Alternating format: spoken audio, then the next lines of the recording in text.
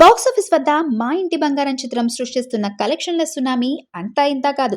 సమంత నందిని రెడ్డి కాంబినేషన్లో వచ్చిన ఈ యాక్షన్ ఫ్యామిలీ ఎంటర్టైనర్ సరికొత్త రికార్డులను నమోదు చేస్తోంది.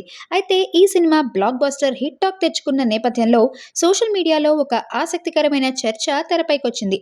ఈ కథ మొదట న్యాచురల్ బ్యూటీ సాయి పల్లవి వద్దకు వెళ్ళిందని, కానీ కొన్ని కారణాల వల్ల ఆమె ఈ ప్రాజెక్ట్ను రిజెక్ట్ చేసిందని సమాచారం.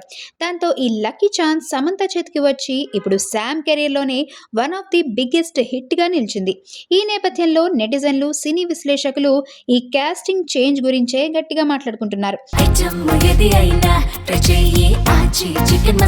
ఆచి చికెన్ మసాలా సినిమాలో సమంత నటన, ముఖ్యంగా హై వోల్టేజ్ యాక్షన్ సీక్వెన్సెస్ థియేటర్లలో ప్రేక్షకులకు పూనకాలు తెప్పిస్తున్నాయి.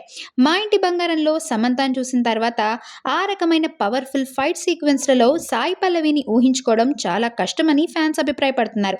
Sai Pallavi emotional and dance oriented పాత్రల్లో అదరగొట్టినప్పటికీ ఈ సినిమాలో డిజైన్ చేసిన రా అండ్ రస్టిక్ యాక్షన్ బ్లాక్స్ కు సమంత మాత్రమే పర్ఫెక్ట్ ఆప్షన్ అని నెటిజన్లు కామెంట్స్ చేస్తున్నారు.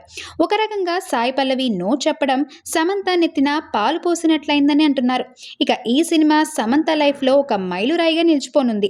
ప్రస్తుతం సమంత తన జీవితంలో మదర్ ఫేజ్ లోకి అడుగు పెడుతున్న తరుణంలో ఇలాంటి ఒక భారీ కమర్షియల్ హిట్ అందుకోవడం నిజంగానే మర్చిపోలేని హ్యాపీ మూమెంట్ అని చెప్పాలి.